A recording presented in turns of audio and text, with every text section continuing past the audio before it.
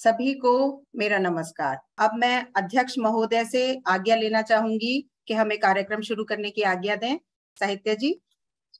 अरे ये आज्ञा नहीं, ये तो निवेदन है और ये हम सभी का सौभाग्य है कि इस पटल पर विश्व रंग का यह आज कार्यक्रम बाल साहित्य के लिए आयोजित हो रहा है। मेरा बहुत बहुत अभिवादन और नमस्कार। बहुत बहुत धन्यवाद सर।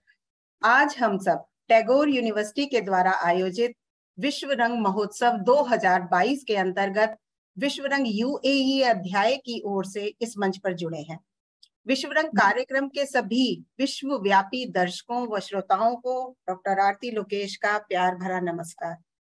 माननीय मुख्य अतिथि महोदय श्री अखिलेश श्रीवास्तव चमन जी, कार्यक्रम अध्यक्ष श्रीमान साहित्य चतुर्वेदी जी तथा अन्य सभी विद्वान अतिथि गण का मैं विश्व रंग यूएई के मंच पर हार्दिक अभिनंदन करती हूँ।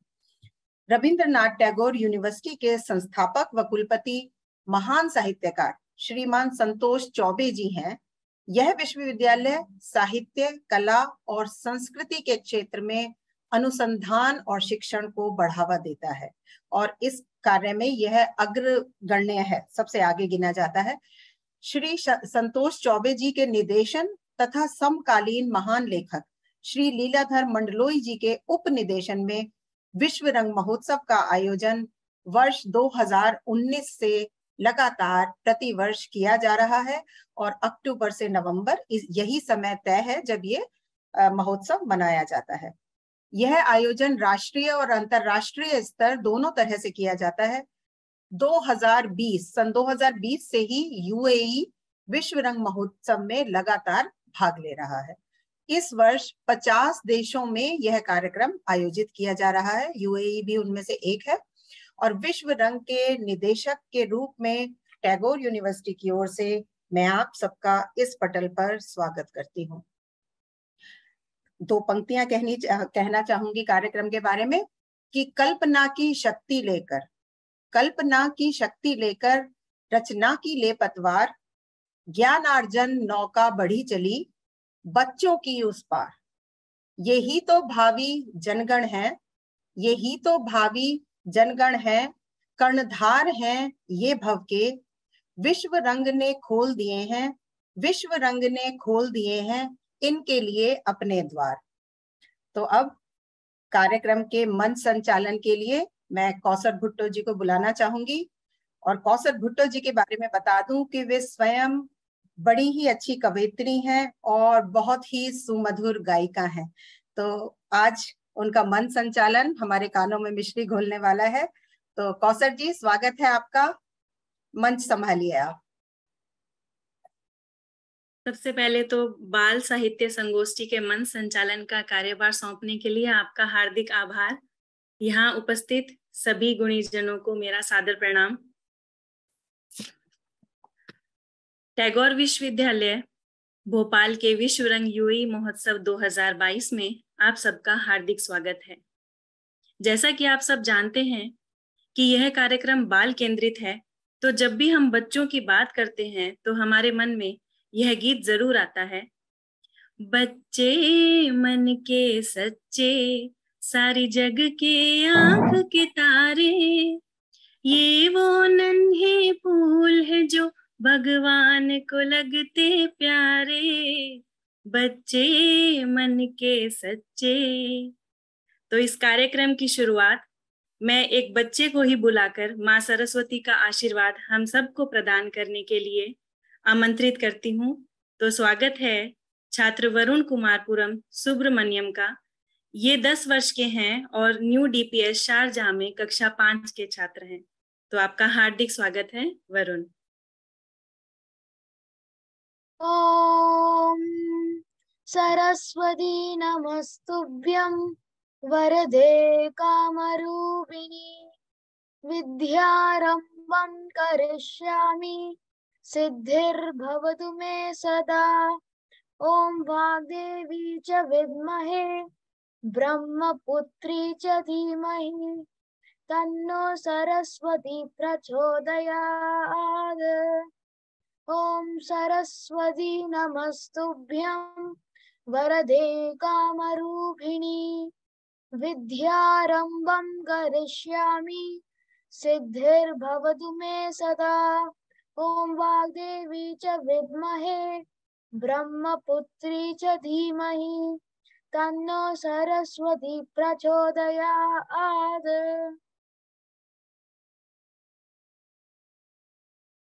बहुत बहुत धन्यवाद वरुण, बहुत ही उम्दा। तो अब मैं हमारे कार्यक्रम के मुख्य अतिथि आदरणीय अखिलेश श्रीवास्तव चमन जी को आमंत्रित करना चाहूंगी। ये मूलतया जिला बलिया उत्तर प्रदेश से हैं और वर्तमान में लखनऊ निवासी है। उत्तर प्रदेश सरकार की सेवा में प्रथम श्रेणी अधिकारी, एडिशनल आईजी तथा एडिशनल कमिश्नर के पद से सेवानिवृत्त हो चुके हैं। इनकी रचनाएं विद्यालय तथा विश्वविद्यालय के पाठ्यक्रम में सम्मिलित है। इनकी 35 से अधिक पुस्तकें प्रकाशित हो चुकी हैं, जिनमें उपन्यास, कहानी, कविता, गजल संग्रह तो है ही, इसके साथ ही साथ बाल उपन्यास, बाल कविता, बाल कहानी और बालोपयोगी लेख संग्रह भी है। तो आपका बहुत मान से स्वागत है, आदरणीय पधारे।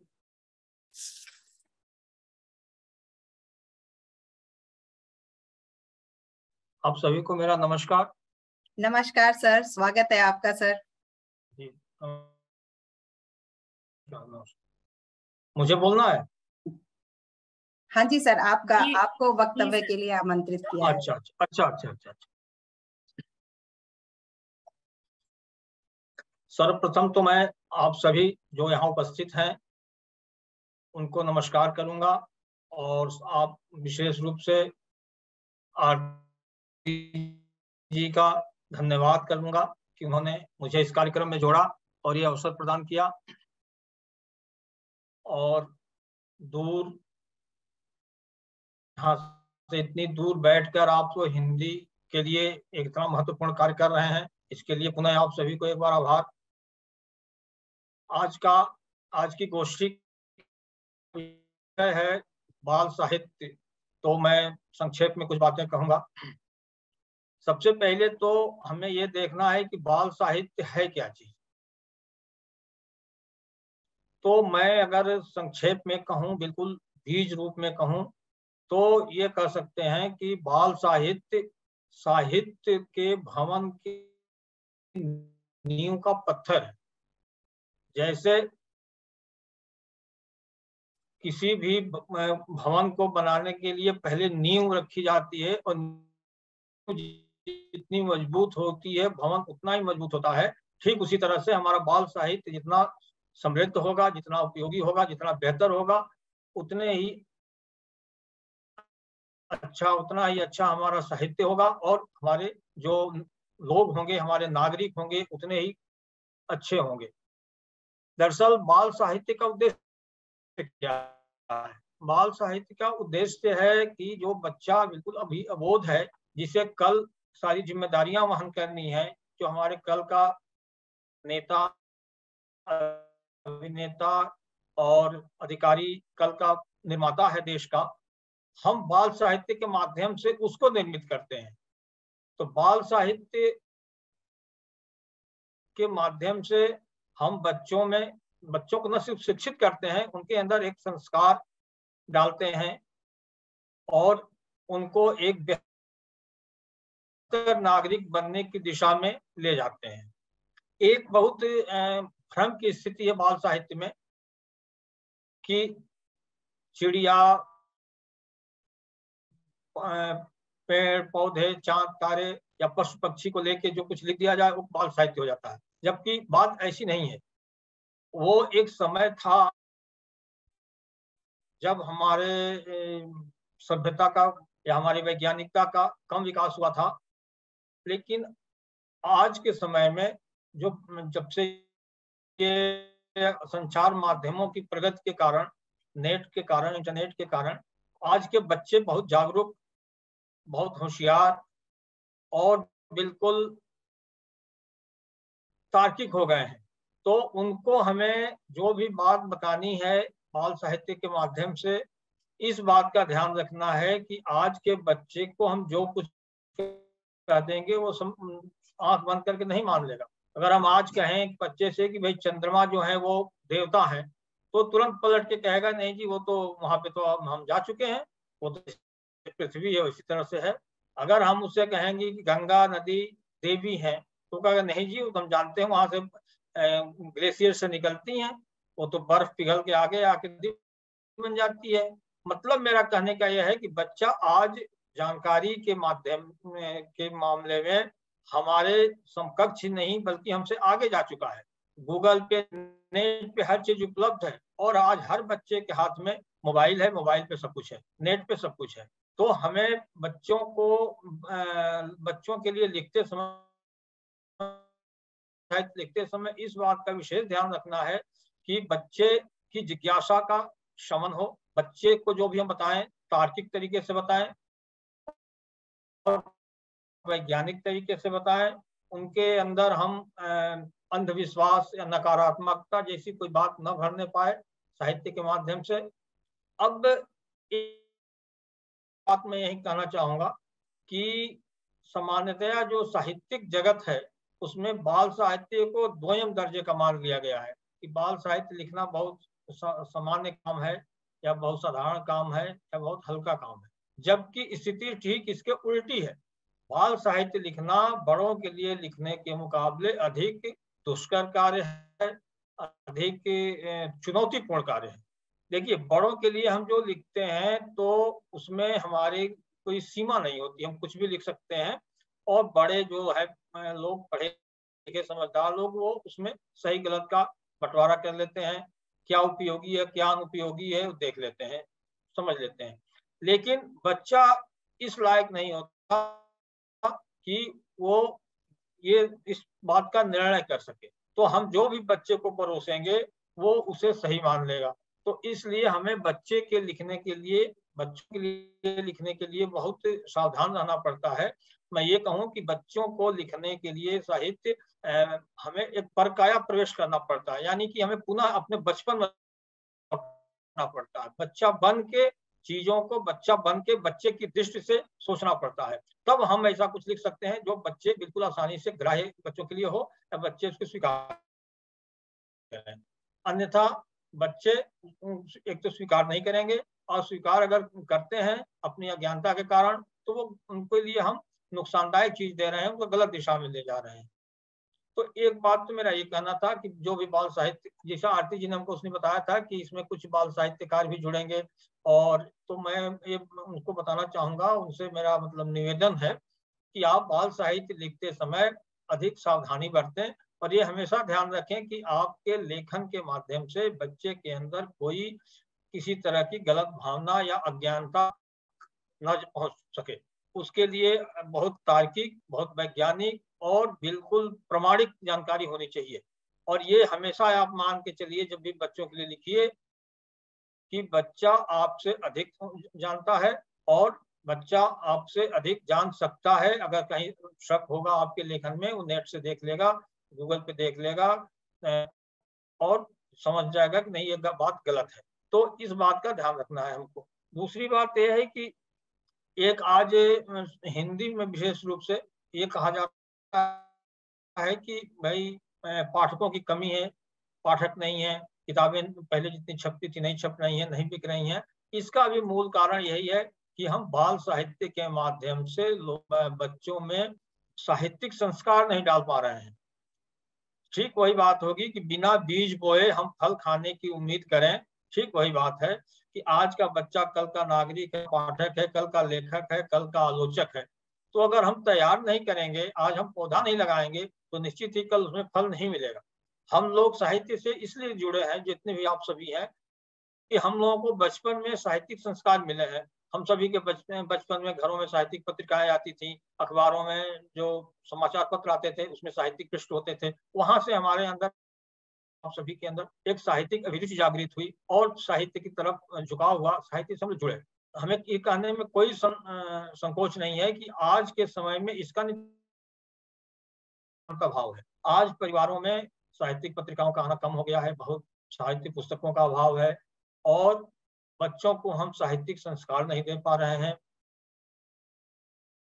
सबसे बड़ी बात एक ये है कि आज का जो अभिभावक वर्ग है वह बच्चे को साहित्य पढ़ाना या साहित्य से जोड़ना समझता है उसके समय का अपव्यय है, वो पाठ्यक्रम से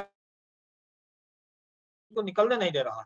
तो इस पे भी ध्यान में रखना है कि हम पढ़ाने का मतलब क्या है बच्चे को। अगर केवल आपको डिग्री दे देना है वो अलग चीज है, लेकिन उसका सर्वांगीण विकास जिसे कहते हैं कि उसका हर तरह से हर क्षेत्र में वो आगे बढ़े, तो उसके लिए साहित्य एक बहुत बड़ा माध्यम हो सकता है, हो नहीं सकता है बल्कि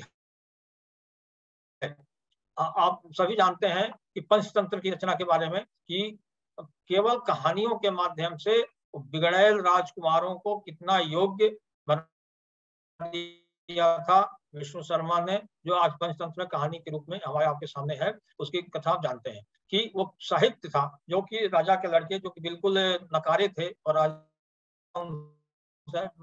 हार मान चुके थे कि ये किसी के लायक नहीं है, और उनको कहानियों के माध्यम से, उपदेशात्मक कहानियों के माध्यम से उन्होंने संवार दिया। अब एक बात, जहाँ उपदेश की बात आई तो मैं एक बात बताना चाहूंगा कि ये बिल्कुल बाल साहित्य में एक और बहुत गलत धारणा चली आ रही है कि हम ये समझते हैं कि बाल साहित्य का उद्देश्य बच्चों को हमें करना, संस्कार तो देना है, लेकिन उन्हें आदर्श और नीति की बातें बताना है।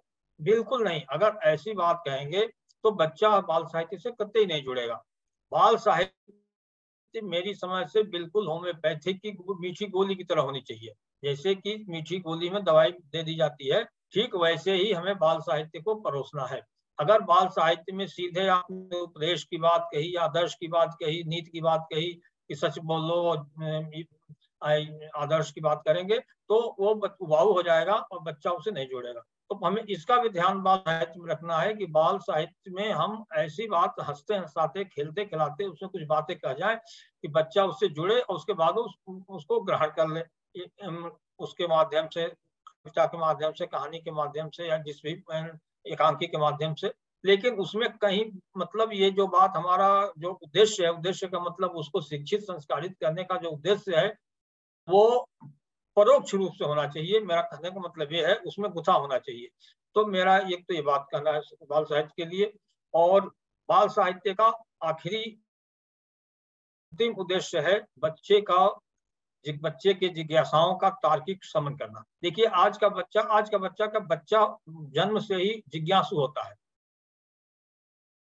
आप बिल्कुल अबोध बच्चे के आप 6 महीने 8 महीने 1 साल के बच्चे के हाथ में कलम या पेंसिल पकड़ा दीजिए, तो वो कागज पकड़ा दीजिए तो वो कुछ ना कुछ उस पर आकृति बनाने लगेगा, लाइन खींचने लगेगा, उल्टा सीधा जो उसके दिमाग में करेगा। कहने का मतलब कि वो एक तो क्रिएटिव है, बच्चा क्रिएटिव है बाई नेचर, स्वभाव से ही वो क्रिएटिव है और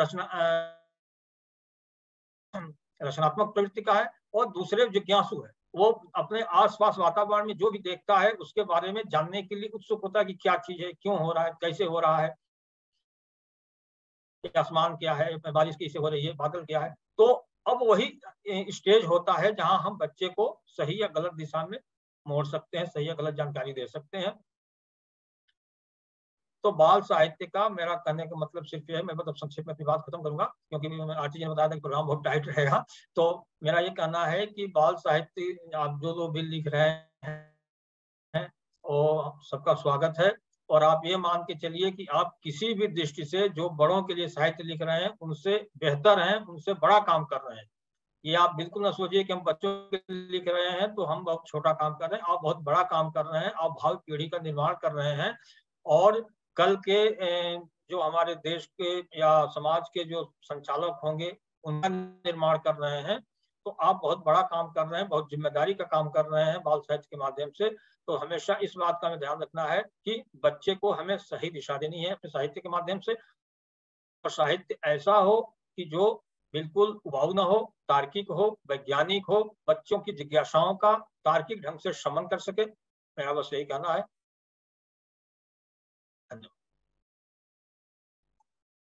बहुत बहुत धन्यवाद आदरणीय, बहुत ही ज्ञानवर्धक वक्तव्य।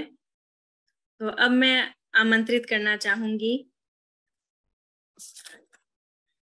अंतर्राष्ट्रीय महिला काव्य मंच यूएई की अध्यक्षा, मिडिल ईस्ट की विदेश सचिव, दुबई साहित्यिक काव्य अकादमी की अध्यक्षा और women extra ordinary achievers Dubai की यंग वुमन अचीवर्स में से एक हमारी दुबई की स्नेहा देव जी, आपका स्वागत है। बहुत बहुत धन्यवाद सर। और अभी अखिलेश सर से जो भी मेरे प्रश्न थे सबके उत्तर बहुत ही अच्छे से मिल गए, और इसके साथ ही मैं सीधी अपनी कविता पर आती हूँ। बहुत नमन करते हुए विश्व रंगमंच को मैं अपनी कविता का आरंभ करती हूँ। इसका शीर्षक है सर्दी का मौसम। मुझे लगा ये दिसंबर आ रहा है, सर्दी आ रही, तो ये कविता अच्छा रहेगी। तो सर्दी का मौसम। सरसर सरसर सनन सनन, सरसर सरसर सनन सनन, ठंडी ठंडी चले पवन, रोज रोज सवेरे कोहरा छाया, सर्दी का मौसम है आया। जब से शुरू हुई है ठंडी, रात हो गई बहुत ही लंबी, सूरज जी अब आते लेट, कोट पहन सब अप टू डेट, स्वेटर मोजे दस्ताने अब, मफलर शॉल में दब गए सब, गरम रजाई लगे है प्यारी, गरम रजाई लगे है प्यारी, यहीं पे दे दो चाय हमारी। आइसक्रीम जी गई छुट्टी पर, आइसक्रीम जी गई छुट्टी पर, चाय कॉफी के भाव गए बढ़, ठिठुराए सब बांधे हाथ, ठिठुराए सब बांधे हाथ, हीटर कोयलों का है साथ, गरम धूप में सेक की बाट, गरम धूप में सेक की बाट, द्वार पड़ गई दादी की खाट, द्वार पड़ी दादी की खाट, इधर उधर की इसकी उसकी दादी संग सभी की सूची, गपशप संग डल रहा अचार, गली हो गई अब बाजार, मूंगफली चिक्की का रेला, मूंगफली चिक्की का रेला, गरम गरम टिक्की का ठेला, सरसर सरसर सनन सनन, ठंडी ठंडी चले पवन, रोज सवेरे कोहरा छाया, सर्दी का मौसम में आया। बहुत बहुत धन्यवाद। बहुत उत्कृष्ट रचना आपकी, पूरा सर्दी का अच्छे से आपने चित्रण किया। तो अब मैं आमंत्रित करना चाहूंगी संगीत शिक्षिका, महिला काव्य मंच तथा राइटर्स फोरम कुवैत की सदस्य कमला प्रकाश जी का। ये श्यास नाम से यूट्यूब चैनल भी चलाती है तथा साहित्य और संगीत में रुचि रखती है। आपका हार्दिक स्वागत है कमला जी। बहुत बहुत धन्यवाद कौसर जी। सर्वप्रथम मैं भारतीय संस्कृति वैश्विक मंच को नमन करती हूँ। माननीय मुख्य अतिथि, अध्यक्ष महोदय एवं सभी गुणीजनों को मेरा प्रणाम। यह मेरा सौभाग्य है कि मुझे बाल साहित्य संगोष्ठी में आज अपनी एक छोटी सी कविता सुनाने का अवसर मिला है। मेरी यह कविता प्रेरणा, सकारात्मक सोच और अभिलाषाओं से ओतप्रोत है, जिसका शीर्षक मैंने दिया है अभिलाषाओं की उड़ान। तो मैं आप सबों के बीच रखती हूँ, सुनिएगा। अभिलाषाओं के पंख बना, अभिलाषाओं के पंख बना, मैं नभ को हर वक्त निहारूं, अभिलाषाओं के पंख बना, मैं नभ को हर वक्त निहारूं, कभी बादलों में छुप जाऊं, कभी चांद बन मैं भी इठलाऊं, कभी धरा की बेचैनी को थोड़ी सी शीतल कर पाऊं, कभी धरा की बेचैनी को थोड़ी सी शीतल कर पाऊं, आशाओं के दीप जला सबके मन को पुलकित कर जाऊं, आशाओं के दीप जला सबके मन को पुलकित कर जाऊं। बहती जाऊं मैं संग हवा के, बहती जाऊं मैं संग हवा के, कभी बसंत पतझड़ हो जाऊं, बहती जाऊं मैं संग हवा के, कभी बसंत पतझड़ हो जाऊं, प्रभंजन की समर बेला में खुद को अडिग वहां मैं पाऊं, प्रभंजन की समर बेला में खुद को अडिग वहां मैं पाऊं, मौसम कितने क्यों ना बदले, मौसम कितने क्यों ना बदले, मैं बन ऋतुराज गगन पर छाऊं, मैं बन ऋतुराज गगन पर छाऊं, अभिलाषाओं के पंख बना, मैं नभ को हर वक्त निहारूं, सूरज की प्रातः किरणों संग, सूरज की प्रातः किरणों संग, हो उसकी लाली मैं भरमाऊं, सूरज की प्रातः किरणों संग, हो उसकी लाली मैं भरमाऊं, खग विहग बने सखा मेरे, खग विहग बने सखा मेरे, प्रातः वंदन उन संग मैं गाऊं, पाखी हो मैं भी उन संग, पाखी हो मैं भी उन संग, अभिलाषाओं की उड़ान भर पाऊं, अभिलाषाओं की उड़ान भर पाऊं। अभिलाषाओं के पंख बना मैं नभ को हर वक्त निहारूं, अभिलाषाओं के पंख बना मैं नभ को हर वक्त निहारूं। धन्यवाद। बहुत बहुत धन्यवाद कमला जी, गजब की कल्पनाशीलता लिए आपकी कविता। अब आगे मैं आमंत्रित करना चाहूंगी पेशे से सीए और अबू धाबी के प्रतिष्ठित संगठन में कार्यरत कविता, भजन व गीत लिखने वाले अंकुर रांका जी का। और आपको ये जानकर हर्ष की अनुभूति होगी कि इनके लिखे गीत प्रसिद्ध यूट्यूबर विक्की डी पारेख द्वारा गाए गए हैं। आपका हार्दिक स्वागत है। धन्यवाद कौसर जी। शुरुआत करने के लिए सबसे पहले टैगोर यूनिवर्सिटी विश्वरंग यूएई श्रीमती आरती जी, हमारे मुख्य अतिथि श्री अखिलेश जी, एवं अध्यक्ष श्री साहिल चतुर्वेदी जी और आप सभी उपस्थित माननीय गुणीजनों को सादर नमन, सादर वंदन। मेरी एक रचना है जो बच्चों के प्रेरणा स्रोत के लिए मैं रखना चाहूँगा। एंड आज के बच्चे काफ़ी कुछ बनना चाहते हैं, पर वो जो भी बनना चाहते हैं उसके अतिरिक्त भी कुछ बने, उस पर ये रचना आधारित है। शीर्षक है तुम बनो। किस्से कहानियों से तुम निकलो, खुद अपना एक किरदार बनो। क्या हासिल औरों को जीने से, मैं चाहता हूं तुम खुददार बनो। ये जीवन ही स्वयं युद्ध है, जीते खुद को वही बुद्ध है। लड़ने अपने हर एक अवगुण से, मैं चाहता हूं तुम हथियार बनो। ना मात पिता सा सगा कोई है, सोचे जो हित में एक वही है। हर खुशी उनके हर एक सुख का, मैं चाहता हूं तुम आधार बनो। एहसान है हम पर इसी वतन का, बनना ना कारण कभी पतन का। केवल तुमसे ही आशा है अब, मैं चाहता हूं तुम सरकार बनो। कुछ विवश कई दुर्बल होंगे, कितने जग में निर्बल होंगे। हर पतित परास्त पातक का, मैं चाहता हूं तुम उद्धार बनो। करो प्रयत्न विफल होगा, हर बार नहीं असफल होगा। बढ़ के जीत से जिसकी जय हो, मैं चाहता हूं तुम वो हार बनो। तुमको कल आगे बढ़ना है, पढ़ना है, खुद को गढ़ना है। रोशन जिससे हो हर आंगन, मैं चाहता हूं तुम वो उजियार बनो। उपचार बनो, उपकार बनो, बनो जो भी जिम्मेदार बनो। इतिहास करे आदर जिनका, मैं चाहता हूं तुम वो नरनार बनो। एक दिन तो सबको मरना है, जीते जी ही कुछ करना है। अमर रहे मरकर जग में, मैं चाहता हूं तुम वो विचार बनो। किस्से कहानियों से तुम निकलो, खुद अपना एक किरदार बनो। क्या हासिल औरों को जीने से, मैं चाहता हूं तुम खुददार बनो। धन्यवाद। बहुत सुंदर रचना आपकी अंकुर जी, बहुत सुंदर रचना। अब मैं आमंत्रित करती हूँ बहुमुखी प्रतिभा की धनी सीमा पावगी उपाध्याय जी को।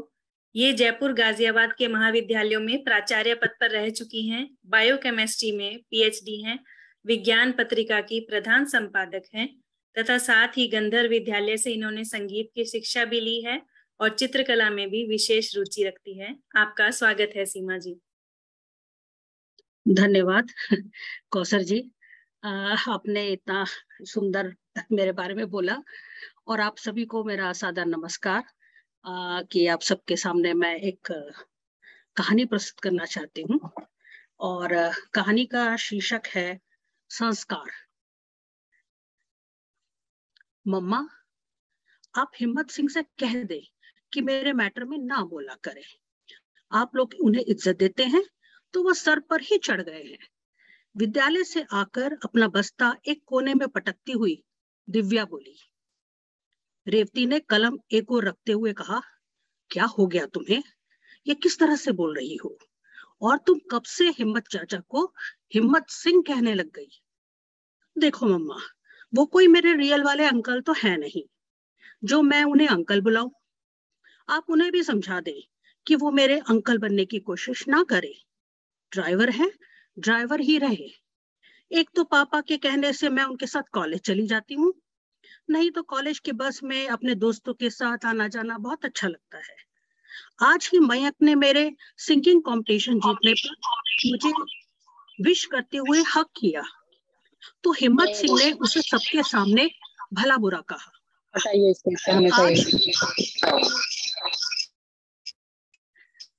किसी का ऑन हो गया है। तो आज मैंने भी उन्हें सबके सामने ठीक से लताड़ दिया। दिव्या, उन्होंने सही तो किया, तुम्हारे पापा वहां होते तो शायद वो भी यही करते, यही तो हमारे संस्कार है। पर मम्मा वो तो कम पढ़े लिखे हैं, ड्राइवरी का काम करते हैं, उनके मूवमेंट भी उनके दिमाग की तरह ही स्लो है। ऐसे आदमी को मेरे पापा से कंपेयर मत करो। दिव्या, भगवान ने सभी को एक जैसा नहीं बनाया, किसी में कोई गुण है तो किसी में कोई। हमें लोगों को उनके गुण दोषों के साथ स्वीकार करना चाहिए। अगर उनके दोष हमारे लिए तकलीफें पैदा करते हों तो उसके लिए कानून है। अब हिम्मत भाई तुम्हारे पापा के गांव के ही हैं। इनके पिताजी विद्यालय में शिक्षक थे और उन्होंने ही तुम्हारे पापा की पढ़ाई का खर्चा तुम्हारे दादाजी के जाने के बाद उठाया था। पर हिम्मत भैया नहीं पढ़ पाए तो यह उन्हें अपने साथ यहाँ पे ले आया। तब से वह और उनका परिवार हमारे स्टाफ क्वार्टर्स में रहते हैं। दोनों कितने भले लोग हैं, ये तुम नहीं समझोगी। तुम्हारे जन्म के समय मैं यहाँ दुबई में अकेली थी और तुम्हारे पापा कुवैत में जाकर फंस गए थे। उनका पासपोर्ट गुम हो गया था और सब व्यवस्था करके आने में 1 सप्ताह का समय लग गया था।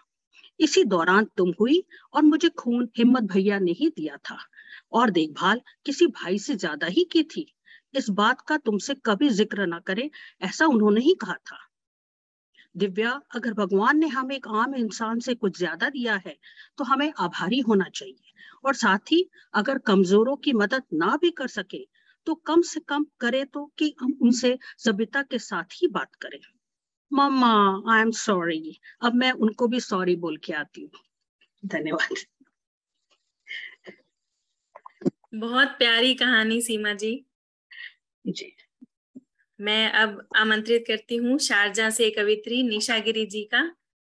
ये मानव संसाधन में इन्होंने MBA किया है और ये पिछले 11 वर्षों से UAE में रह रही हैं। आपका स्वागत है निशा जी।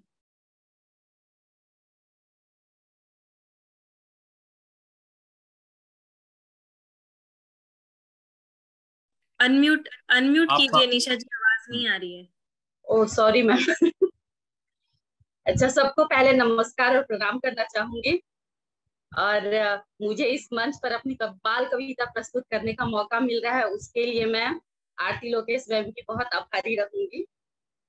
और जैसा कि सबसे पहले अखिलेश श्रीवास्तव सर ने कहा कि आजकल के बच्चे बहुत ज्यादा हर बात में तर्क करने लगे हैं, हर चीज का वजह पूछने लगे हैं।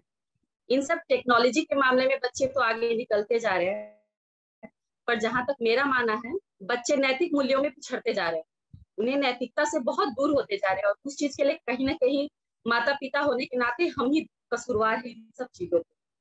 तो आज अपनी कविता के माध्यम से मैं ये बताना चाहती हूँ कि अगर बच्चे अपने माता पिता की परवाह दिखाते हैं तो माता पिता को कितनी खुशी होती है। बस अपनी कविता के माध्यम से मैं वही प्रस्तुत करना चाहती हूँ। और कविता शुरू करने से पहले मैं आप सबों की अनुमति चाहूंगी। मेरी स्वागत है निशा, स्वागत है। धन्यवाद मैम। मेरी कविता का शीर्षक है मेरी बेटी अब बड़ी हो रही है। अभी 9 साल की ही है, लेकिन फिर भी वो जैसे परवाह करती है वो मुझे सबसे अलग फील करवाता है। तो मैं अपनी कविता शुरू करना चाहती हूँ। मेरी बेटी अब बड़ी हो रही है, कभी मेरी दादी तो कभी सहेली हो रही है। सच कहूँ तो मेरे लिए जादू की छड़ी हो रही है। मेरी बेटी अब बड़ी हो रही है। तू आशीर्वाद है जो मेरी प्रार्थना के बदले मुझे मिली है। तू एक परी है जो धरती पर बस मेरे लिए उतरी है। मैं बहुत अकेली थी, न संग मेरे कोई भी सहेली थी। आके मेरी दुनिया में मेरा अकेलापन मिटा रही है।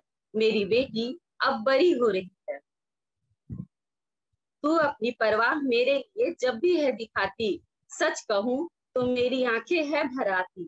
कभी फेर कर मेरे सर पे हाथ, फिकर मेरी है दिखाती। अपना ख्याल भी रख लिया करो, दादी बनके ऐसे डांट है लगाती। मेरे लिए तू एक मजबूत कड़ी हो रही है। मेरी बेटी अब बड़ी हो रही है। कल की ही तो बात थी, तू जब मेरी गोद में आई थी। एक नन्ही सी जान मुझे देख के मुस्काई थी। तेरी प्यारी सी मुस्कान ने मेरी हर तकलीफ मिटाई थी। सच कहूँ तो मेरे लिए खुशियों की झड़ी हो रही है। तो बन के ओस मेरे आंखों की ठंडक हो रही है। मेरी बेटी अब बड़ी हो रही है। मेरी बेटी अब बड़ी हो रही है। धन्यवाद। बहुत धन्यवाद निशा जी, और आपकी रचना बहुत ही सुंदर, बेटियों पर, कि बेटियां कलेजे की ठंडक और आंखों की ठंडक होती है। तो अब मैं आमंत्रित करती हूँ फरीदाबाद से डॉक्टर पूनम अहलावत जी को। ये हिंदी साहित्य की प्रवक्ता हैं तथा राष्ट्रीय और अंतर्राष्ट्रीय पत्रिकाओं में इनकी अनेक रचनाएं प्रकाशित हो चुकी हैं। आपका स्वागत है पूनम जी।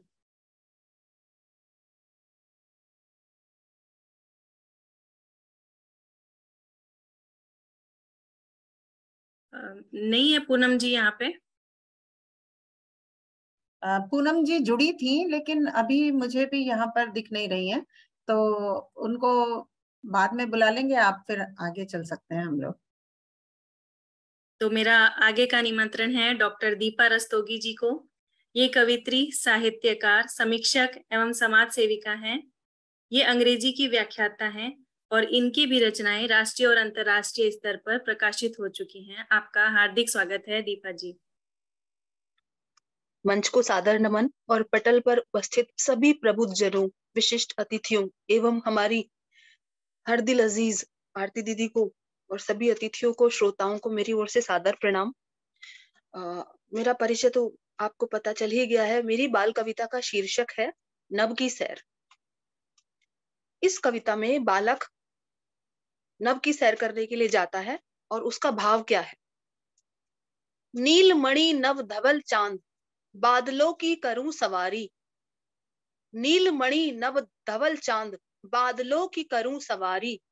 माँ मुझको वहां भेजने की कर दो तुम तैयारी।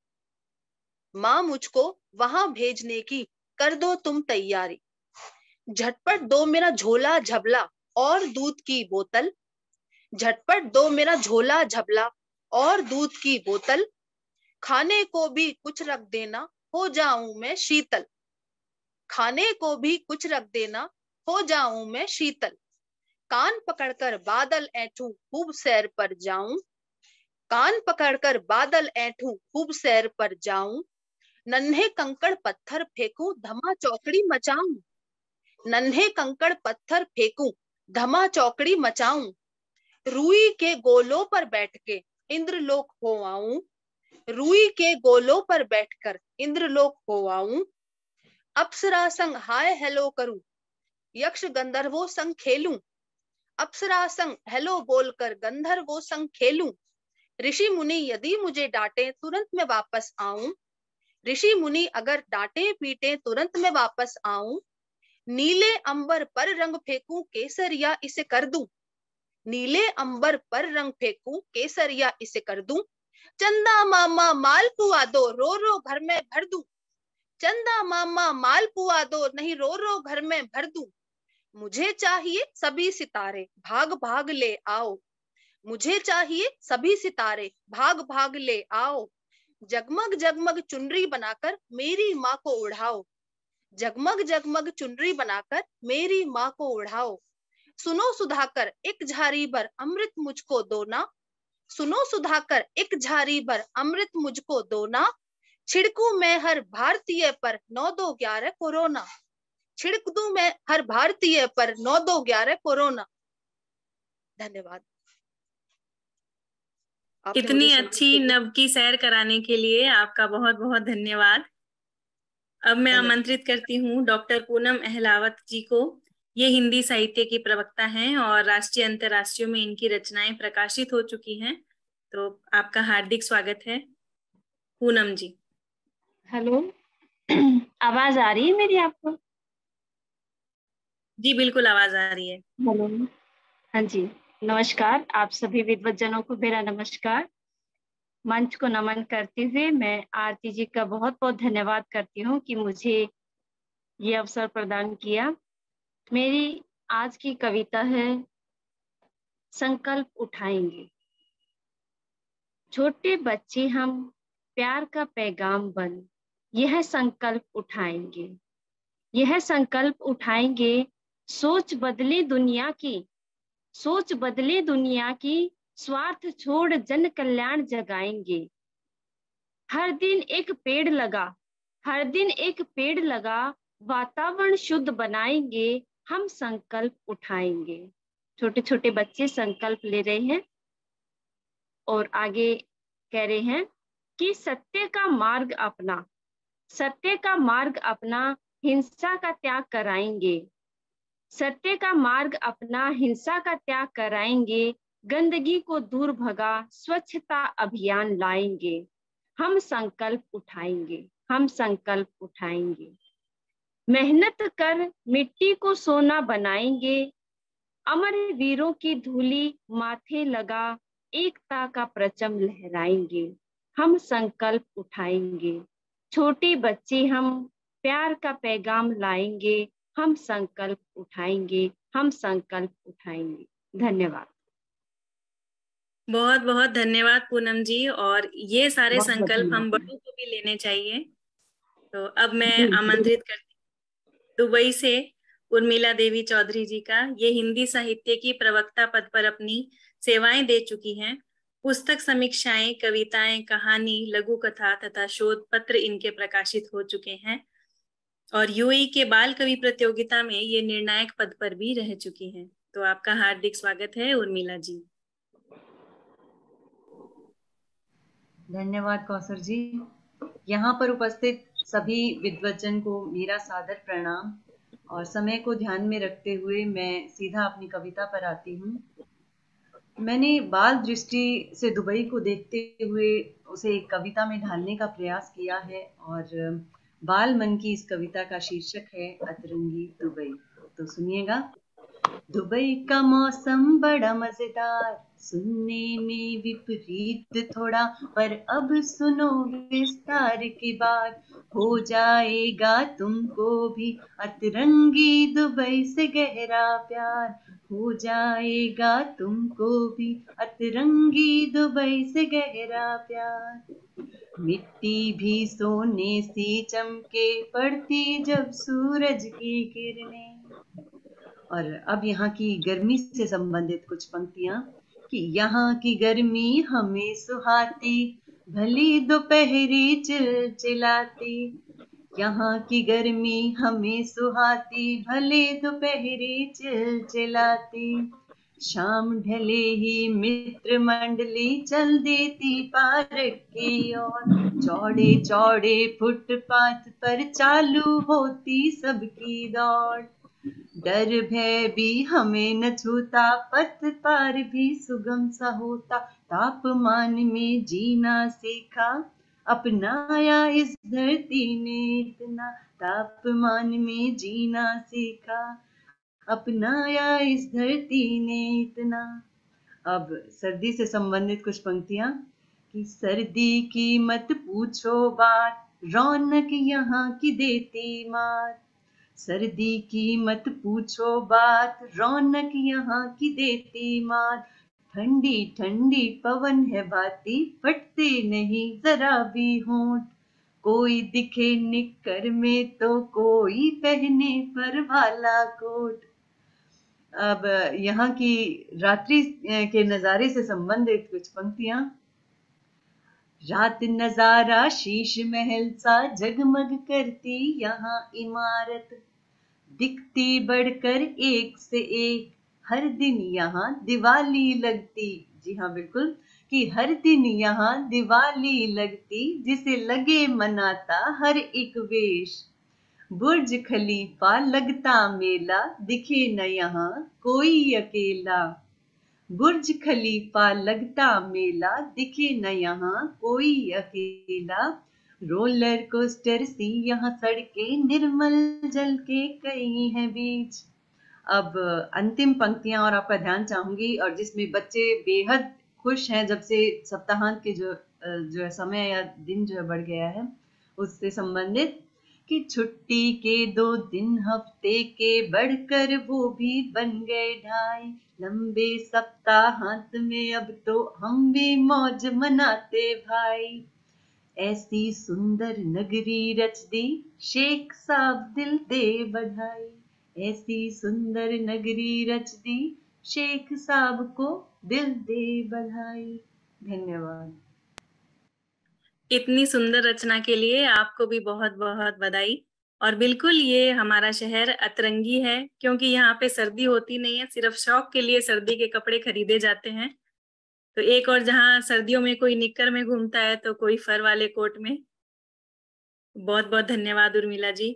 अब मैं आमंत्रित करूंगी दुबई की कवित्री, कहानीकार, समीक्षक और लीक से हटकर अपना सोच रखने वाली व्यंग्यकार मंजू सिंह जी का। इनका जो कहानी है विदाई, नेशनल स्कूल ऑफ ड्रामा द्वारा इसके मंचन के लिए चयन हो चुका है। तो इनके बारे में मैं जितना कहूँ कम है। आपका हार्दिक स्वागत है आदरणीय मंजू जी। मंच पर उपस्थित सभी लोगों को यथा योग्य अभिवादन। समय की कमी है तो अलग अलग नाम लेना संभव नहीं है। तो मेरी कविता के द्वारा मैं आज आप सब लोगों को आपके बचपन में लेकर जाना चाहती हूँ। तो जरा ध्यान से मेरे साथ चलिए। मेरी कविता का शीर्षक है अबड़म जगड़म तगड़म। आओ बच्चों, तुम्हें अतीत की सैर कराती हूँ। आज मैं तुम्हें भूतकाल में ले जाती हूँ। आओ बच्चों, तुम्हें अतीत की सैर कराती हूँ। आज मैं तुम्हें भूतकाल में ले जाती हूँ। सब करो आंखें बंद और पढ़ो यह मंत्र। अबड़म जगड़म तगड़म, ना कोई किसी से झगड़म। समय का खुला दरवाजा, अब जल्दी जल्दी आजा। अरे कौन सा है ये स्थान? लगता तो है जैसे कोई स्कूल। कौन है ये प्यारा सा बच्चा? दिखता तो है ये तुम सा ही कूल। पहचाना, ये है तुम्हारे पप्पा। चलो इनकी कक्षा में चलते हैं, इनके अध्यापक से मिलते हैं। अध्यापक जी ने दागा सवाल, बच्चों बताओ, शिव का धनुष किसने तोड़ा? देखो पिताजी ने किस मासूमियत से जोड़ा। सर जी जरूर ये होगा नरेंद्र का काम। कुछ तोड़े फोड़े बिना उसे आता नहीं आ रहा। आगे का दृश्य सेंसर है, बच्चों के लिए। पिता को पिटते देखना। अरे चलो छोड़ो, फिर से बोलो। अबड़म जगड़म तगड़म, ना कोई किसी से झगड़म। छू मंतर छू, किसी दूसरी कक्षा में घूम।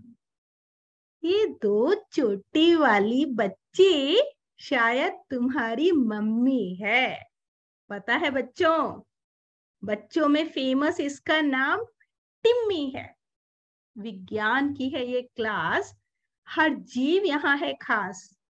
अध्यापिका ने बोर्ड पर लिखा प्रश्न, सांस लेती हैं कैसे मछलियां? देखो मम्मी ने जवाब दिया तुरंत, बैठकर पानी में। अध्यापिका है हैरान, समझ नहीं पाई यह गूढ़ ज्ञान। मम्मी ने समझाया, जब मछली पानी में बैठी तो उसकी नाक हवा में आई। उसने सांस लिया, फिर पानी में डुबकी लगाई। चलो चलो हम जल्दी से यहाँ से भागें भाई। अबड़म जगड़म तगड़म, ना कोई किसी से झगड़म। छू मंतर छू, आए चाचा की कक्षा में तुम। चल रही है परीक्षा, पहरा दे रही हैं मैडम दीक्षा। आओ जरा इनकी बुद्धि आंकें, इनकी आंसर शीट में झांकें। लिखने थे दूध देने वाले प्राणियों के नाम। जरा देखें लिखा क्या इन्होंने श्रीमान। सुबह तो घर में दूध वाले भैया दूध दे जाते हैं, शाम को पापा दूध का गिलास थमाते हैं।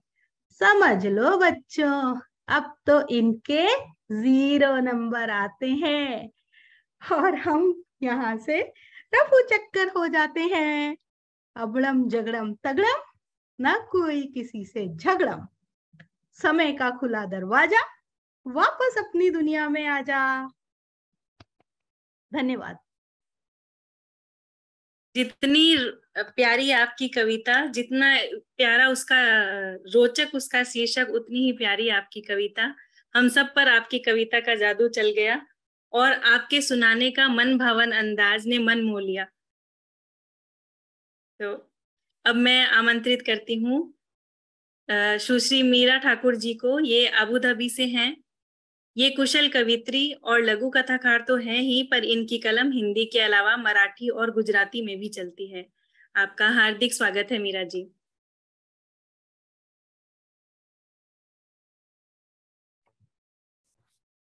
सभी को, पटल पर उपस्थित सभी लोग को मेरा सादर प्रणाम। टैगोर यूनिवर्सिटी के विश्वरंग यूएई द्वारा आयोजित के इस बाल गोष्ठी के लिए डॉक्टर आरती को बहुत बहुत बधाई। और जैसा कि अभी अखिलेश जी ने कहा कि बाल साहित्य साहित्य के भवन की नींव है और उसका नींव का पत्थर है, और हम जानते हैं कि नींव के पत्थर की स्थिति कोई नहीं जानता, उसके मन की स्थिति कोई नहीं जानता। उन्हीं के दिल की बात अपनी कविता के द्वारा प्रकट कर रही हूँ। मेरी कविता का शीर्षक है छुट्टी का दिन। एक दिन मैंने पूछा एक बच्चे से कि छुट्टी का दिन क्या होता है, तो उत्तर मिला, छुट्टी का दिन त्योहार होता है। छुट्टी का दिन त्योहार होता है। छुट्टी का दिन रविवार होता है। छुट्टी का दिन निराकार होता है। उसकी हंसी खुशी का ना पारावार होता है।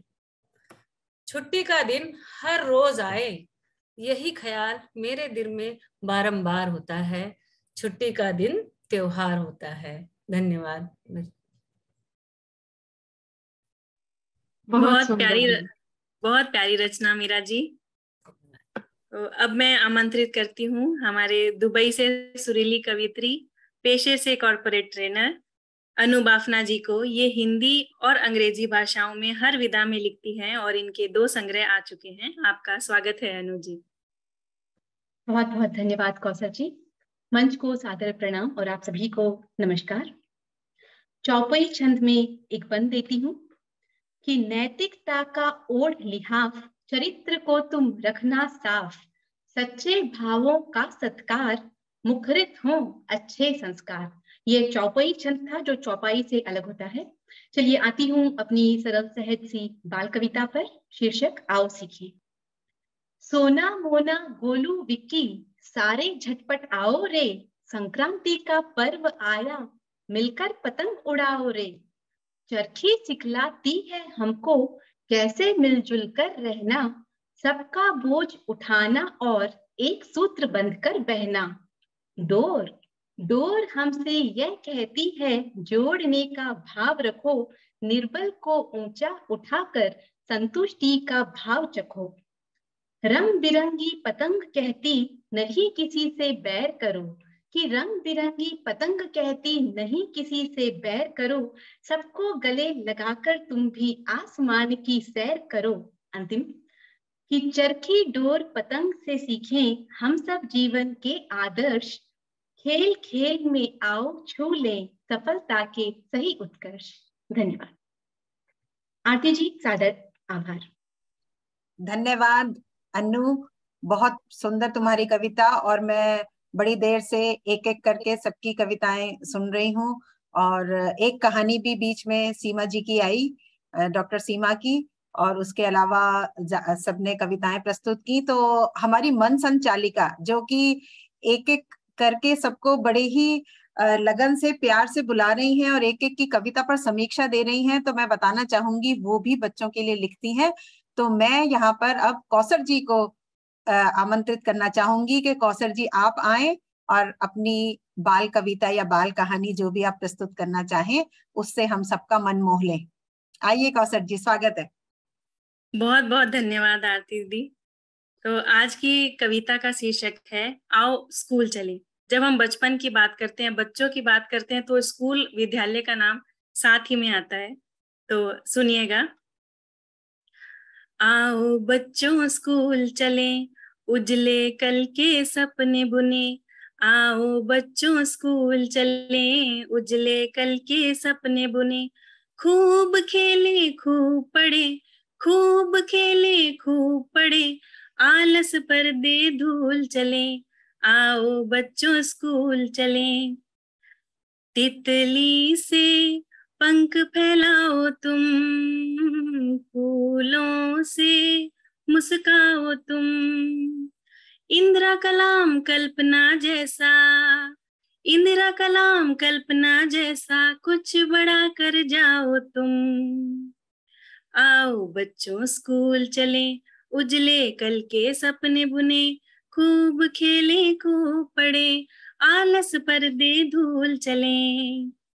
शिक्षा को फैलाना है, धरती को बचाना है, जीव प्रकृति की रक्षा कर, जीव प्रकृति की रक्षा कर बेहतर कल बनाना है।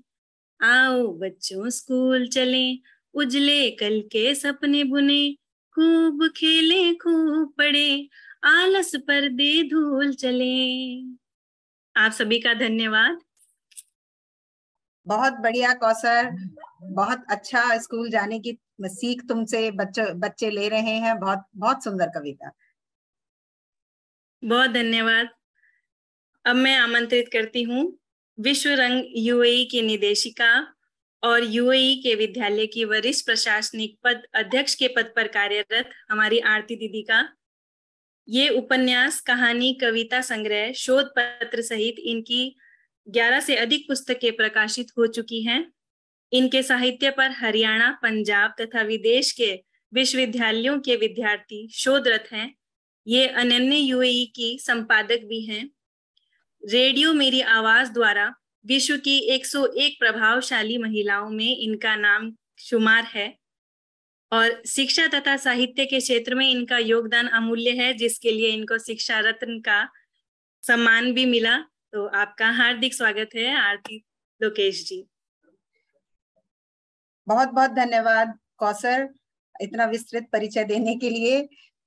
तो मैं सबको नमस्कार करते हुए सीधा अपनी कहानी पर आती हूँ। मैंने कोशिश की है बाल कहानी लिखने की, तो मुझे अखिलेश सर की बात भी ध्यान आती है कि हम खाली पेड़ पौधे फूल पत्ते इसकी बजाय हम बच्चों के जीवन में उतरकर और फिर उस वहां से विषय उठाकर अगर हम कहानी लिखें, तो मेरी कोशिश है। मुझे पता नहीं कि कितनी सफल हुई हूँ।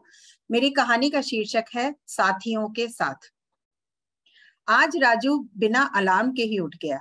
उसकी पाठशाला में पुरस्कार समारोह था। वह बहुत खुश और उत्साहित था। उसकी कक्षा में सबसे अच्छे बच्चे का इनाम उसे ही मिलने वाला था। उसे याद था कि अध्यापिका ने नहा धोकर तैयार होकर समय से आने के लिए कहा था। उसने दातुन की, अपने शरीर को साबुन से रगड़कर साफ किया, फिर धुली हुई वर्दी पहनी, बालों में तेल डालकर कंघी की और स्कूल का कोट पहन लिया। टाई बांधने के लिए उसे माँ की मदद लेनी ही पड़ती थी। वह तीसरी कक्षा में जो था, वह टाई हाथ में लेकर रसोई घर में गया। माँ, मेरे गले में टाई बांध दो जल्दी से, मुझे देर हो रही है। वह समय से पहले ही पाठशाला पहुंच जाना चाहता था ताकि अपने दोस्तों के बीच गर्व से खड़ा हो सके। अभी तो बहुत समय है पाठशाला लगने में बेटा, माँ ने घड़ी की ओर देखकर कहा। माँ, तुम टाई बांध दो, मैं जल्दी पहुंचकर अपने दोस्तों के साथ खेलना चाहता हूँ। राजू की बेचैनी देखकर माँ ने टाई बांध दी। राजू बेटा, पाठशाला से लौटते हुए हमेशा की तरह कुछ फूल तोड़ लाना, याद रहेगा ना? माँ ने पूछा। हाँ माँ, याद है, भगवान पर चढ़ाने हैं ना, मैं तोड़ लाऊंगा, कहते हुए राजू ने पाठशाला की ओर दौड़ लगाई।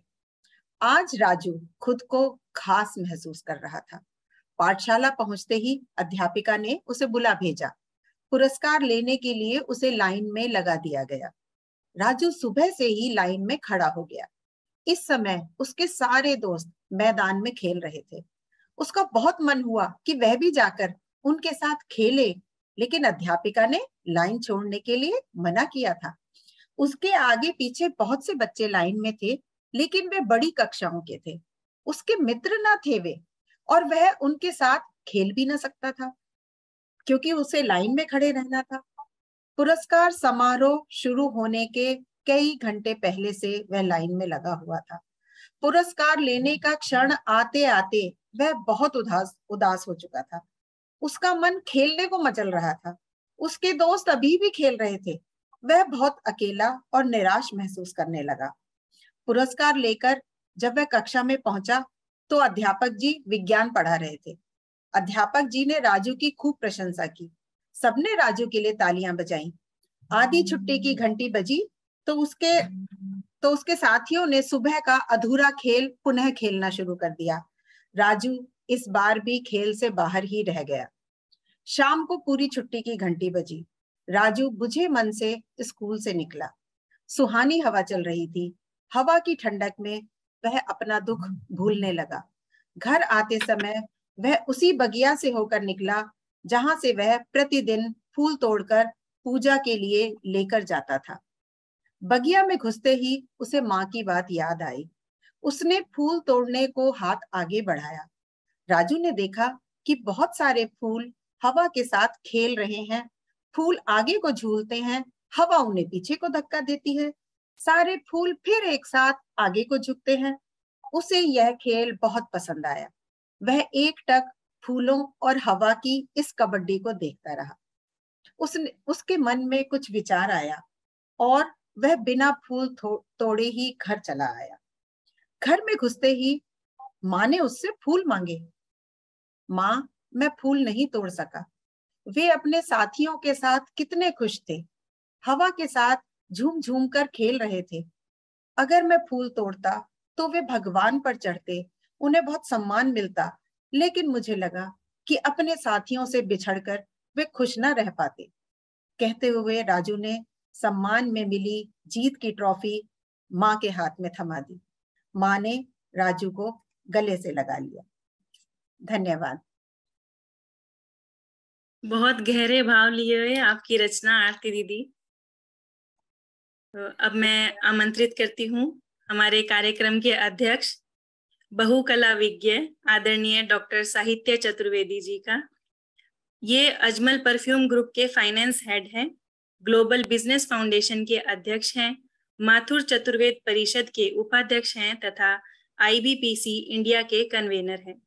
इन्होंने संस्कृत माध्यम से ज्योतिष शास्त्र की शिक्षा ली है और संगीत में विशारद हैं। आपका बहुत मान से स्वागत है आदरणीय। बहुत बहुत धन्यवाद आदरणीय मुख्यस्थी महोदय, संयोजिका जी एवं पूजन के उपरांत जो आरती उतारी जाती है ऐसी लोकाधिष्ठा, साहित्य लोकाधिष्ठा श्रीमती आरती जी को भी पुनः धन्यवाद और प्रणाम। वस्तुतः जो भी प्रस्तुतियां हुई, आदरणीय श्री अखिलेश जी ने जो प्रारंभ किया, जो पृष्ठभूमि प्रस्तुत की और उसी के अनुरूप जिस प्रकार की यहाँ विश्व रंग में प्रस्तुतियां हो रही हैं, निश्चित ही वह हृदय को उद्भूत करने वाली हैं। मुझे एक श्लोक सुभाषतानी का स्मरण होता है कि काव्य शास्त्र विनोदेन कालो गच्छति धीमताम व्यसनेन च मूर्खाणाम निद्रेन कलहेन वा। तो जैसा कि कुछ पूर्व वक्ताओं ने कहा कि यह पूर्व वक्ताओं में क्या श्रीमती आरती जी ने ही प्रारंभ किया कि यह कल्पना शक्ति को बढ़ाने वाली चीज है। बालकों में एक कल्पना शक्ति को जागृत करने का यह माध्यम है। संस्कृत के ऋषि मुनियों ने, आचार्यों ने, तो जैसा कि हमारे मुख्य अतिथि महोदय ने अभी कहा कि एक राजा के 4 पुत्र थे, चारों ही मूर्ख थे, किसी प्रकार की शिक्षा दीक्षा उन्हें कार्य नहीं कर रही थी। तो विष्णु शर्मा जी ने पंचतंत्र की रचना करके कहानियों के माध्यम से सब कुछ सिखा दिया। आज विज्ञान इस बात को सिद्ध कर रहा है कि मस्तिष्क के 2 भाग होते हैं, लेफ्ट एंड राइट, और राइट पक्ष जो है उसका, उसमें क्रिएटिविटी होती है। तो मैं समझता हूं यह कल्पना शक्ति, काव्य, साहित्य, गद्य हो या पद्य हो, यह कल्पना शक्ति को जागृत करता है और उसको माध्यम बनाते हुए बालक अपने जीवन में एक परिकल्पना यानी प्रोजेक्ट इत्यादि को सिद्ध कर सके, इसका बीजारोपण बाल्यकाल में ही हो जाता है। आज वास्तव में पुराने रूपक हों, उपमान हों या उत्प्रेक्षाएं हों, वास्तव में पुरानी हो चुकी हैं। इसलिए कुछ नएपन की, या कहूं बहुत कुछ नएपन की तो आवश्यकता है, लेकिन हमें यह भी हमारा एक दायित्व है कि आज भाषा से बालक विमुख होते जा रहे हैं। आज जब हम अपने बच्चों के एडमिशन कराते हैं तो पहले उनकी ये गाइडेंस होती है पेरेंट्स टीचर में कि आप उनसे घर में अंग्रेजी में बात करें, इंग्लिश में बात करें।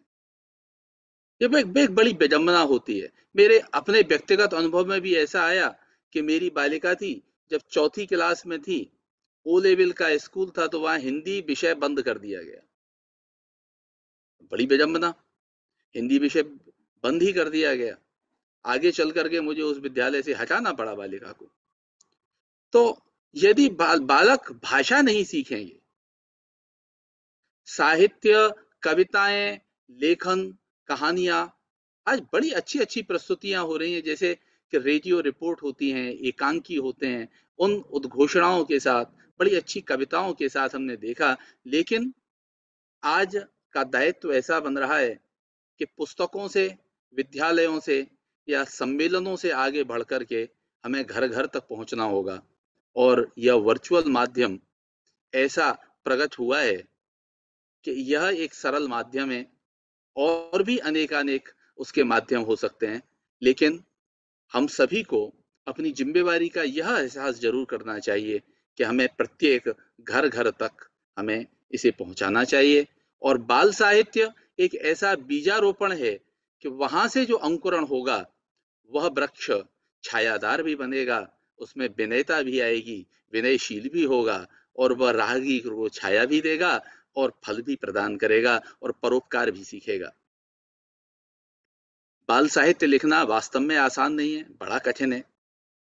और खास करके जब हम एक मैच्योरिटी पे आ जाते हैं, पुरानी कहावत है, हिंदी साहित्य जब भी पढ़ते हैं तो पहले 3 कवि सबसे पहले सिखाए जाते हैं हमको, सूर, तुलसी और कबीर। पुरानी कहावत को यदि स्मरण करूं कि सूर सूर तुलसी ससी, उदगन केशव दास, अब के कवि खग्योद सम जहां तहां करत प्रकाश। एक बार कुछ विद्वानों से मैंने जिज्ञासा करी कि कबीरदास जैसा योगी, ठीक है हम मानते हैं कि उसकी भाषा में खिचड़ी कहा गया है, लेकिन तुलसीदास जी जैसा विद्वान और मानस जैसी, रामचरित मानस जैसा अद्भुत ग्रंथ, उसके बाद भी सूर को सूर क्यों कहा गया और तुलसी को चंद्रमा क्यों कहा गया? तुलसी के लिए सूर्य का प्रयोग क्यों नहीं हुआ? तो विद्वज्जनों ने शंका का समाधान ये किया कि सूरदास ने वृद्धावस्था में बालक की चंचलता को देखा, बालक की जिज्ञासा को देखा, बालक की चपलता को देखा, उसके उलाहने देखे, उसकी लीलाएं देखी, और फिर भक्ति में एक जो आचार्य मम्मट के समय से जो 9 रस, या काव्य प्रकाश में भी जो 9 रसों को स्थापित किया गया है, उन्होंने यह सिद्ध कर दिया कि बाल लीलाओं से ही भक्ति रस, वात्सल्य रस को 10वां स्थान प्रदान किया।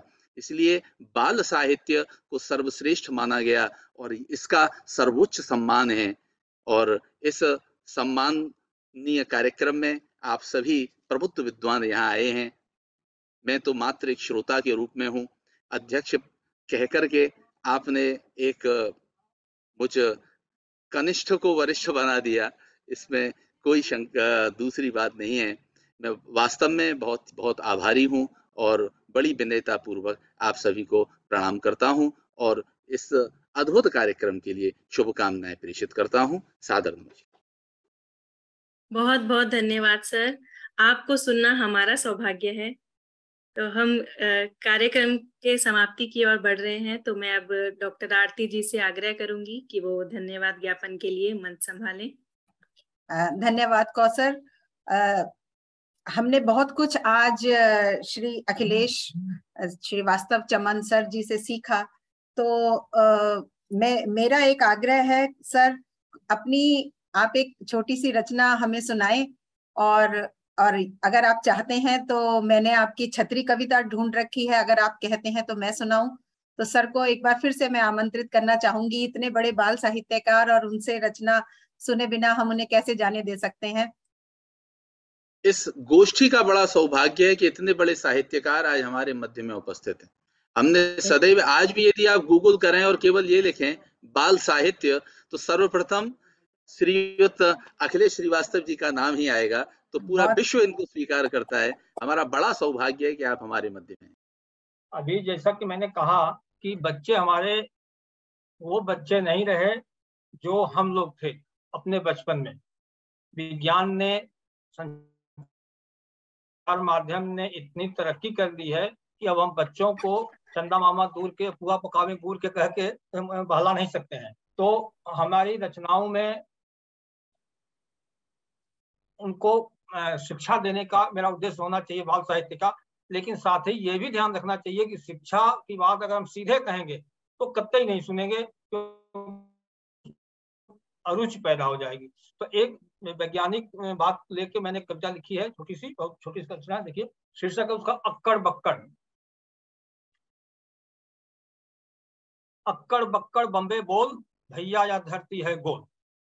अक्कड़ बक्कड़ बम्बे बोल, भैया या धरती है गोल। आओ अंशु आओ संजू, खोल दुनिया, खोले इस धरती की पोल। धरती के नीचे क्या है? अक्कड़ बक्कड़ बम्बे बोल, भैया या धरती है गोल। आओ अंशु आओ संजू, खोले इस धरती की पोल। धरती के नीचे क्या है? डीजल गैस और पेट्रोल, तरह तरह के खनिज लवण और रसायन के हैं घोल। कोयला लोहा तांबा जस्ता सोना चांदी है अनमोल। नीचे इसके भरा खजाना, ऊपर से मिट्टी की खोल। अक्कड़ बक्कड़ बम्बे बोल, भैया या धरती है गोल। तो इस तरह की मेरा कोशिश रहती है कि कविताओं के माध्यम से, कहानी के माध्यम से भी कुछ बात ऐसी कही जाए जो बच्चों के लिए उपयोगी हो। आपने मुझे अवसर दिया, इसके लिए पुनः धन्यवाद। बहुत बहुत धन्यवाद सर, बड़ी सुंदर आपने कविता सुनाई। और मैंने भी आपकी एक कविता छांट के रखी थी, छतरी, छोटी सी कविता है, मैं सुनाती हूँ सब लोगों को। काली नीली पीली छतरी, उजली और रंगीली छतरी, बड़ों की खातिर सीधी सादी, बच्चों की भड़कीली छतरी। तनकर चौकन्नी हो जाती, पल भर में ही ढीली छतरी, अगर समेटो तो अपने में सिमट जाए शर्मीली छतरी। कड़ी धूप से लोहा लेती, जमकर खूब हटीली छतरी, नहीं भीगने देती हमको, खुद हो जाती गीली छतरी। तो सर कितनी बढ़िया बात आपने सारा छतरी से संबंधित सारी जानकारी एक कविता में समेट ली है। और 6 से छतरी जब बच्चों को केजी में भी सिखाया जाता है तो वहीं पर ये कविता उनको सिखाई जाए तो वो कभी भूलेंगे ही नहीं 6 से छतरी। तो अब मैं आगे बढ़ती हूँ अपने धन्यवाद ज्ञापन की तरफ।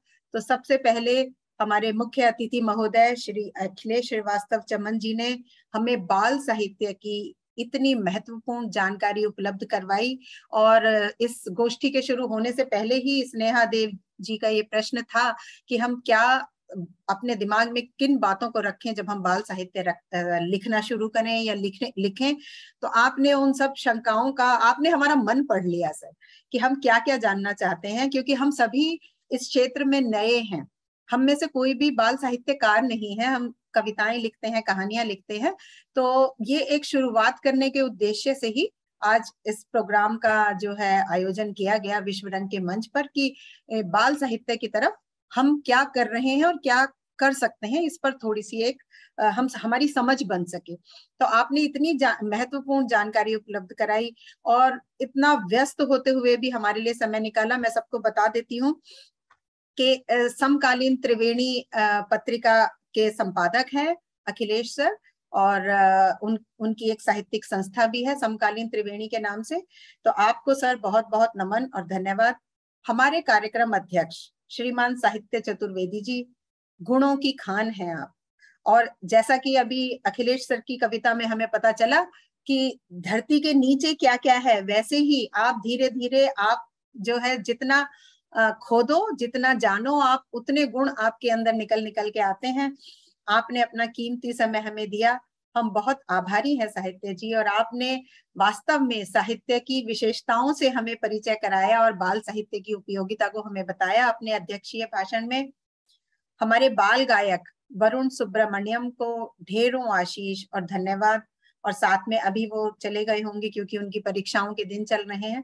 इनकी संगीत अध्यापिका श्रीमती अंजना रॉय का भी बहुत बहुत आभार। यूएई के जाने माने रचनाकार मित्र, आज हम 14 लोगों ने यहाँ पर अपनी रचनाएं प्रस्तुत की और अखिलेश सर को मिला के 15 लोगों ने, सभी ने अपनी सुंदर रचनाओं से हमें मोहित कर लिया। और अवश्य ही मुझे पूरा विश्वास है कि बालकों का भी मनोरंजन किया होगा और बालक भी इस कार्यक्रम को देख रहे होंगे। आपका बहुत बहुत धन्यवाद अपनी रचनाएं इस मंच पर प्रस्तुत करने के लिए, साझा करने के लिए, इस पूरे कार्यक्रम को संभाले रहने के लिए, अपनी जगह पर टिकाए रहने के लिए और इतना मनोहारी मंच संचालन करने के लिए कौसर जी का बहुत बहुत आभार। और इसके अलावा पर्दे के पीछे रहकर काम करने वाले हमारे तकनीकी संचालक हैं श्रीमान आलोक शर्मा जी तथा उनके सहयोगी पीएम चिन्मय। ये एक छात्र हैं पीएम चिन्मय, इनका जितना धन्यवाद किया जाए उतना कम है, क्योंकि तकनीक के बिना तो हमारे लिए ये संभव ही नहीं होता कि आज हम यूएई में Abu Dhabi, Sharjah, Ajman, Dubai, सारे तो पूरा तो यूएई जुड़ा हुआ है, साथ में हमारे पूरा भारत जुड़ा हुआ है, पूरे भारत के बच्चों के कर्णधार हमारे अखिलेश सर जी भी जुड़े हुए हैं, तो ये तकनीक के बिना संभव नहीं था। तो तकनीकी संचालक महोदय को भी बहुत बहुत धन्यवाद। और इसके साथ ही मैं अध्यक्ष महोदय से आज्ञा लेना चाहूंगी कि वे कार्यक्रम की समाप्ति की घोषणा करने की आज्ञा दें। बहुत सुंदर कार्यक्रम, बहुत बहुत धन्यवाद। अति सुंदर। अब हम कार्यक्रम समाप्त करते हैं।